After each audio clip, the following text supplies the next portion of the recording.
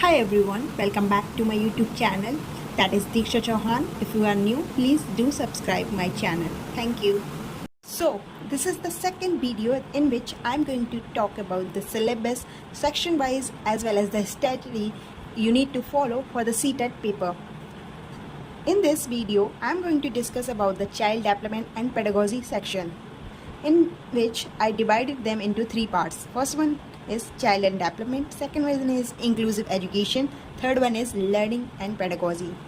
So the first topic I selected is development and growth. Development and growth में आपको mostly इनकी basics भी पढ़ना है और इनके difference between development and growth आपको अच्छे से आना चाहिए. Domains of development that is physical, cognitive, social and emotional and their relation. They are interrelated and they are interdependent. Okay, the principles of development as well as the stages of the development like infancy, childhood, adolescence and adulthood. Individual differences की क्या reasons हैं और वो development के कैसे affect करते हैं वो भी आपको आना चाहिए. The stage of development that is adolescence is one of the most important in chapter और we can see the topic of child development and pedagogy. And principles में आपको प्रॉक्सिमो, डिस्टल एंड स्फेडोसाइडल इनका भी मीनिंग आना चाहिए. Heredity and environment के impacts development के ऊपर और the process of socialisation, how is it a complex and life long process as well as their types of socialisation and their factors, okay, and their relation with development and growth. Second, the topic that I selected, these are the theories of philosophers like Piaget, Vygotsky, Kohlberg and you need to also add there Thorndike. Okay, Piaget and Vygotsky and Kohlberg, these three are most important in CTET paper, whether you are giving paper 1 or 2. यहाँ पे आपको सारे question previous year के आपके जितने भी हैं आप एक पेपर पे नोट डाउन करते जाओ और उससे आपको पता चलेगा कि पियागेट और विगोट्स्की में क्या डिफरेंस है. लाइक कॉग्निशन पे ज़्यादा ध्यान दिया गया है पियागेट ने एंड विगोट्स्की ने सोशलाइजेशन प्रोसेस पे. सोशल इंटरेक्शन में उनके अकॉर्डिंग ज़्यादा मैटर करता था डेवलपमेंट में, बट पियागेट में हमारा जो थॉट प्रोसेस है वो मैटर करता है. बट इनके डिफरेंसेस ज़रूरी नहीं है हर पॉइंट पे डिफरेंट ही हों, आपको ये भी अंडरस्टैंड करना चाहिए. और ये दोनों ही कंस्ट्रक्टिविज्म माइंडसेट के हैं फिलोसोफर्स और आपको like scaffolding, ZPD and role play, collaboration method, इन सब का मतलब आना चाहिए. The third topic I selected for the CDP is intelligence and creativity. Intelligence and creativity sections में आपको इंटेलिजेंट टेस्ट से लेकर इंटेलिजेंस क्वेश्चन का फॉर्मूला, मेंटल एज, क्रॉनिकल, ये सारे जिसने भी कॉन्सेप्ट दिया है उनके नेम एज वेल एज उनका मतलब उनसे इंटेलिजेंस थ्योरीज भी आती हैं. क्रिएटिविटी थ्योरीज बहुत कम देखी गई हैं, उनको आप स्किप कर सकते हो. And divergent and convergent and critical thinking, इनके मीनिंग आपको आने चाहिए. डाइवर्जेंट का क्या मतलब होता है, कन्वर्जेंट का क्या मतलब होता है. एनालिटिकल थिंकिंग, जब हम ज़्यादा किसी चीज़ को ब्रेक डाउन करके समझते हैं उसे एनालिसिस प्रोसेस भी बोलते हैं और वहाँ पे हम एनालिटिकल थिंकिंग का यूज़ करते हैं. Verbal and non verbal test का मीनिंग आपको आना चाहिए. कुछ टेस्ट स्पेसिफिकली ही देखे गए हैं ऐसे क्वेश्चंस, बट अब वो ज़्यादातर नहीं आते हैं. एलिमेंट्स ऑफ द क्रिएटिविटी, ये पेपर 1 में आता है. एलिमेंट्स के 4 होते हैं क्रिएटिविटी के. और गिफ्टेड चिल्ड्रन क्या होता है, गिफ्टेड चिल्ड्रन की क्या कुछ कैरेक्टरिस्टिक्स हैं जो कि उनकी इंटेलिजेंस एंड क्रिएटिविटी अफेक्ट करती हैं. द टाइप्स ऑफ इंटेलिजेंस, ये टाइप्स ऑफ इंटेलिजेंस नहीं है लाइक ये हार्वर्ड गार्डनर का थ्योरी ऑफ मल्टीपल इंटेलिजेंस है. किसने कितने टाइप्स ऑफ इंटेलिजेंस दिए हैं आपको ये याद करना है, एज वेल एज किस टाइप की इंटेलिजेंस दी गई हैं उन्हें भी पढ़ना है. लाइक थॉर्नडाइक की भी 3 टाइप्स की इंटेलिजेंस उन्होंने मेंशन की हैं. एस्टेनबर्ग ने 2 टाइप्स की है. हार्वर्ड गार्डनर ने 8 टाइप्स की है.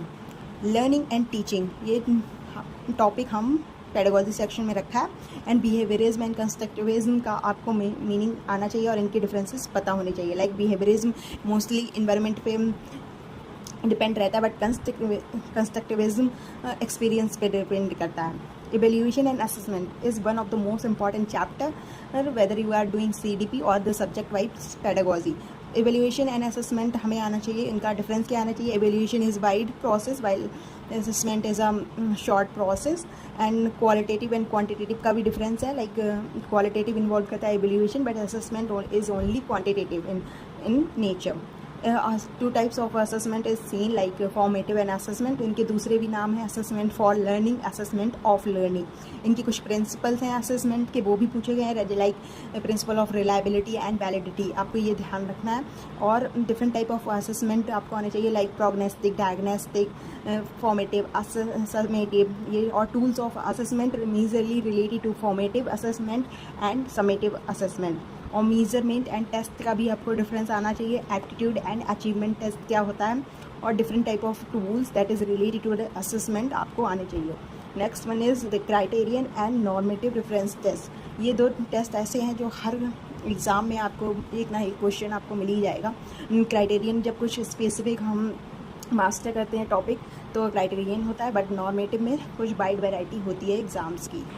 ऑब्जेक्टिविटी एंड सब्जेक्टिविटी का मतलब आना चाहिए, as well as objective and subjective test क्या होते हैं, ओपन एंड क्लोज टेस्ट क्या होते हैं, open and close ended questions क्या होते हैं. Bloom taxonomy is one of the important chapter of CDP. यहाँ पे आपको ब्लूम्स ने कितने डोमेन्स दिए, उनके डोमेन्स के जो फैक्टर्स हैं वो भी आपको आने चाहिए. ICT से भी ये क्वेश्चन देखा जाता है, लाइक उसके टूल्स ICT के कौन से हैं, और TLM में हम कौन कौन से यूज़ करते हैं. कम्युनिकेशन प्रोसेस के भी क्वेश्चंस पूछे गए हैं. NEP वंस अगेन आ इम्पॉर्टेंट टॉपिक. आपको NPE कहाँ से कोठारी कमीशन से इम्प्लीमेंट हुआ था पता होना चाहिए, कब कब नेशनल पॉलिसी ऑफ एजुकेशन दी गई थी. NCF 2005 मोस्ट इम्पॉर्टेंट है. ये इसने किस सब्जेक्ट के बारे में क्या कहा है ये आपको आना ही चाहिए. Next one is concept of inclusive education. Inclusive education का हमें मीनिंग पता होना चाहिए, as well as integration education का भी. इन दोनों का डिफरेंस पता होना चाहिए. लाइक इंक्लूसिव एजुकेशन सारे बच्चों को एक साथ समान तरीके से उनकी नीड के अकॉर्डिंग पढ़ाता है, बट इंटीग्रेशन एक स्टैंडर्डाइज करिकुलम फॉलो करता है. एक्सेप्शनल चिल्ड्रन का मतलब as well as gifted children का भी मतलब आना चाहिए. राइट टू एजुकेशन इन 2009 ने बच्चों से रिलेटेड क्या कहा है, और किस आर्टिकल में क्या बोला गया, कितनी डिसेबिलिटीज़ इसने प्रोवाइड की हैं. Demands of inclusive education. Demands of inclusive education as well as their characteristics. उसकी क्या कैरेक्टरिस्टिक्स हैं, like education for all, differentiated curriculum, and right to education को भी बढ़ावा देना है. एंड डिसेबिलिटीज़ काफ़ी तरीके की होती हैं, लाइक विजुअल और ऑडियो, ऐसे सारे आपको टाइप्स आने चाहिए, as well as their reasons आने चाहिए. उनके ट्रीटमेंट और क्योर का भी आना चाहिए. और द टीचर्स कौन से मीजल्स अडाप्ट कर सकता है उन डिसेबिलिटीज़ के इम्पैक्ट्स को रिमूव करने के लिए क्लासरूम में वाइल टीचिंग. आपको ये भी नहीं चाहिए. लर्निंग डिसेबिलिटीज़ ये बहुत इंपॉर्टेंट चैप्टर है, लाइक डिसलेक्सिया, डिस्कैल्कुलिया,